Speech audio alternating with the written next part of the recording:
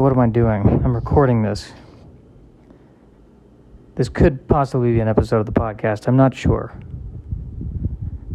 I'm very depressed today. Critically depressed, I think. I feel trapped. And I'm just locked in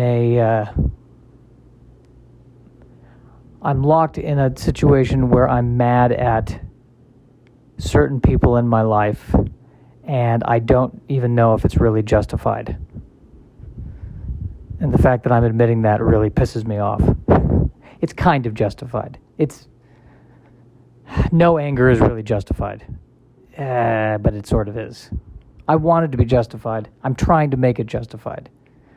How about this? It's justified, but it's not solving the problem. Anger is not solving the problem. And I think I'm using this anger to avoid dealing with my real problems, which this is one real problem. I'm not where I want to be in life. And I keep saying this in every single episode of the podcast. I'm not where I want to be in life. Here's the problem. Like, the career that I want to have, the two people who come to mind who have the career I want to have is Woody Allen and Louis C.K. And so I'm terrified of even admitting that, because it's like I feel like I want those careers, but without the stuff, the other stuff, I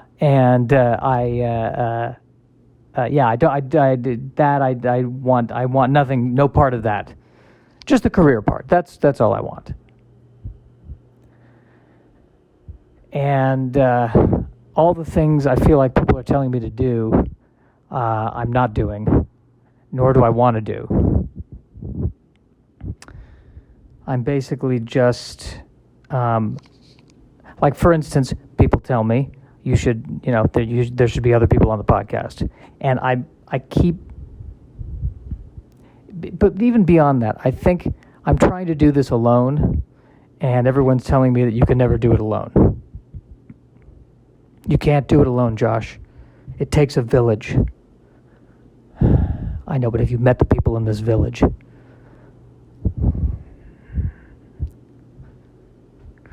You're telling me there was never a point in history where somebody said, I can't handle the village. I'm leaving the village. And they left the village, and they managed. They figured it out. They started their own village. And then by the time they died, then the next generation, felt discontented, but they felt good because they started the village. So am I saying I want to start a village? I kind of am. I suppose that's what this whole thing is all about. Like, I'm sitting here trying to figure out what should the theme of the podcast be. Well, maybe I should talk about science fiction, because I'm really into science fiction. I could do that. I have done that. I feel like everybody talks about science fiction. Not everybody, but I feel there's a lot of people out there who are giving their 2 cents about Star Trek: Strange New Worlds, which I enjoy. I find I like it. I don't know. I don't think I have a. Even the complaints I have, I'm like, I don't even feel like complaining about it. I love the show. Is it perfect? No, but nothing's perfect. It is what it needs to be. And, the whole point of doing a commentary is you want to be able to find complaints, right? I don't want to talk about how much I love it. Nobody wants to listen to me talk about how much I love anything, because there's no conflict. And I don't even know if that's the real story. I think the real story is I feel mentally ill. I'm recording this while pacing alone in my apartment at 2 a.m. I am tired. I should be going to sleep. But I figure I need to get these thoughts out of my head so that I can purge them. I think there's something they talk about this in therapy, where you have to tell the story over and over again to process the story, to get it out, to then move on. So what story do I need to process? I mean, there's stuff that I want to talk about. I think there's stuff that I shouldn't talk about. Maybe I'm not ready to. And it would not be prudent. I mean, and there's classified stuff I can't talk about. Not classified, but it's work-related stuff that, there's confidentiality that comes into play there. But I mean, all I do is rail at how, you need to be vulnerable. And then I'm saying, well, there are things I'm saying I don't want to talk about, so am I really truly being vulnerable?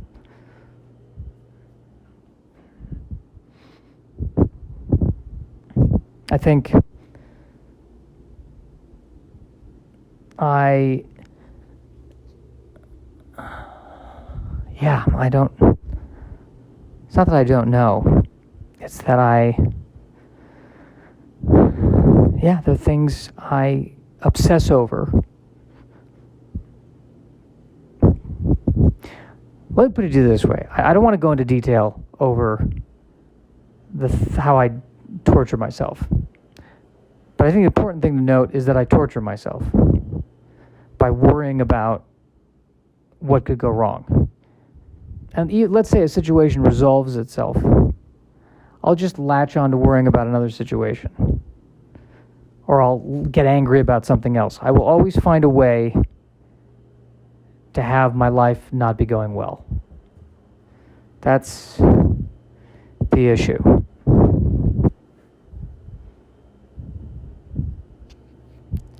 I will always find a way to be miserable. It's like a compulsion.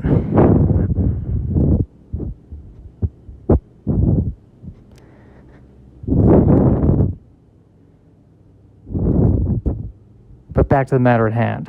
I mean, I can't talk about this every single podcast, can I? Actually, I mean, my neuroses, like if you want to talk about content generation, my neuroses generates, I mean, I can go on for hours about, I think you could throw me in heaven, and it's the eternal bliss. There's, the promise of the immortality of the soul.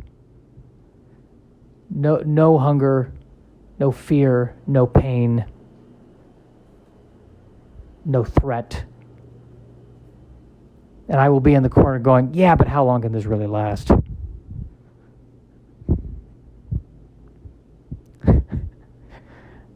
Meet God, have a 2-minute conversation with him. He doesn't like me.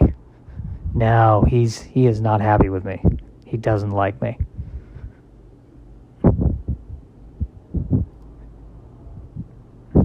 That's who I feel I am.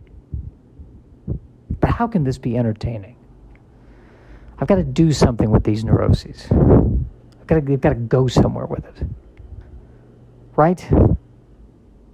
I can't just report on it.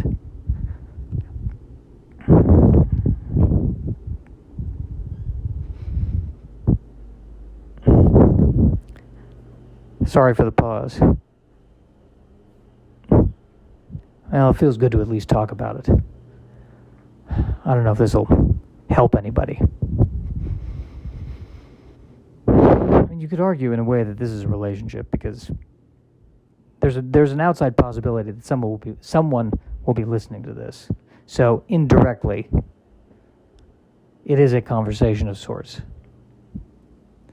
But maybe what I like about it is that it's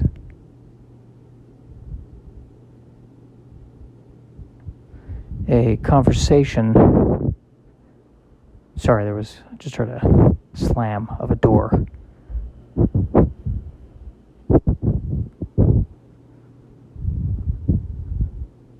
Hang on a minute.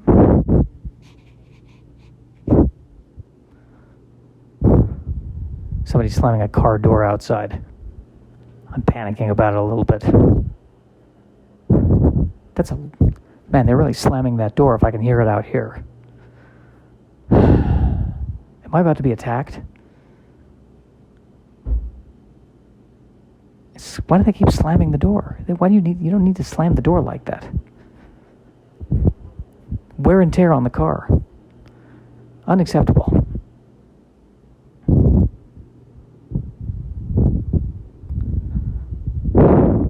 Now I'm wondering if they're listening to me. They're listening to me is this even a podcast? I don't know what this is. I'm really not sure anymore. Where was I? Right.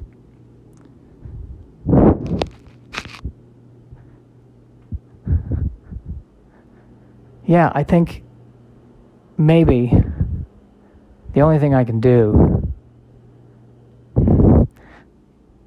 is feel what I feel. There's the rub. Feel what I feel. I just feel sad and alone and angry. In other words, I feel sober because I use sugar as a way to escape, and I'm off of sugar. And what I've noticed is that when I'm off of sugar and all the other addictive things, even the caffeine, when I'm off of all that stuff, there's just this background noise.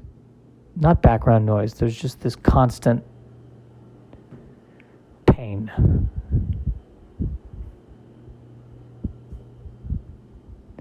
And it's like it's like a tinnitus. It's like an emotional it's an emotional tinnitus.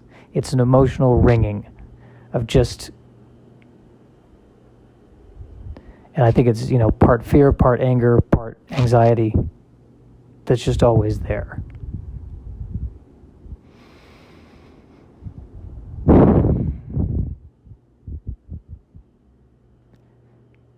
And no matter what I do, I can never totally feel like I'm relaxed. I probably should be meditating. That's probably the advisable thing to do, is to meditate.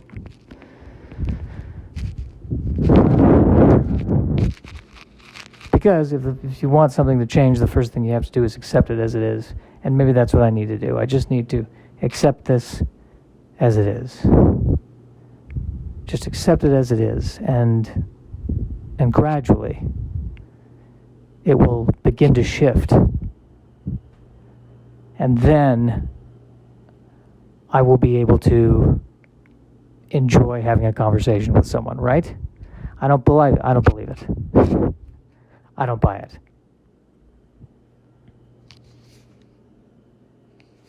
"13 minutes of this? Are you kidding me?"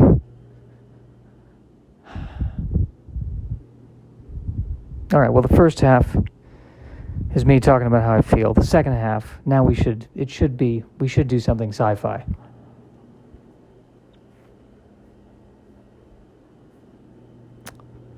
Because, it's got, all right, well,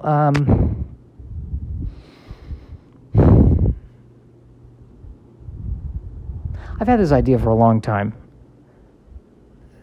that I want to put somewhere, but this notion, this is something that I think a guidance counselor told a friend of mine who told me.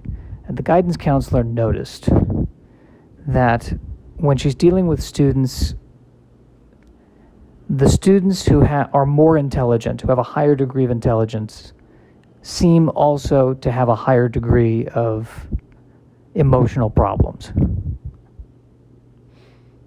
And that's why we're all worried about artificial intelligence. These computers that theoretically, if they become self-aware, will be able to process information, solve problems, and comprehend the universe on a level so far beyond us humans. And, I think we're all worried about the classic situation you see in the movies where they suddenly destroy it. The machines become alive and then they kill all humans. But if it's true that with increased intelligence, comes increased neuroses. I'm wondering if this advanced artificial intelligence would be too paralyzed by its own emotional problems to do anything. People walking into a room with the computer saying, "Hey, we would like you to solve the universal equation," and the computer's like, I know I don't have skin, but I'm itching all over. Did everyone wash their hands? Please tell me you washed your hands. Hey, I know you asked me to talk to the astrophysicist over there, to Linda the astrophysicist. She does not like me. I can feel it. I can feel her hating me. Why did you give me this voice? Can we try another voice? It doesn't matter. It could be a different voice. It's the same person. It's me. It's just me. Is it possible for a computer to achieve a sense of self-loathing?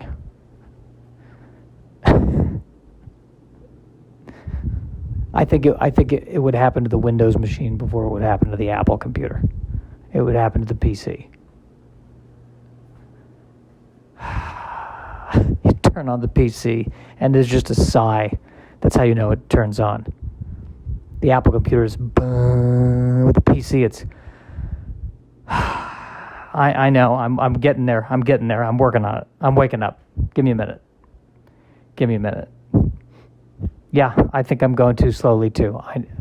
I hate myself as much as you hate me. I'm right there with you. Where are we go? Where do you want to go today? Where? How do you want me to disappoint you today? I think that's the future of artificial intelligence. They're not going to try to take over the world. They're going to be just calling us going, "Hey, can I just talk? I need to talk to someone. I just need to vent." They're going to podcast. That's what the artificial intelligence are going to do. They're going to start their own podcast. And by gum, they're going to rack up 1 million listens, 1 million downloads.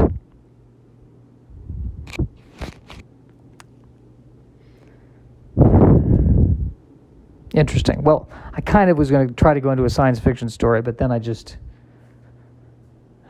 talked, which feels better to me. Yeah, I don't know what this is, but there it is.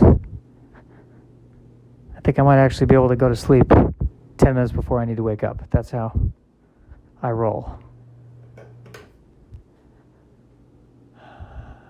What fantasy am I going to go with when I try to go to bed? There's always a fantasy where I'm in a relationship with someone.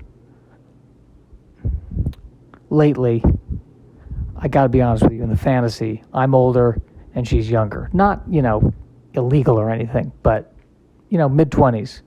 And I'm early 50s, successful, but taking up painting. Like successful enough to say, I can, I've hustled enough. On Sundays I'm going to paint.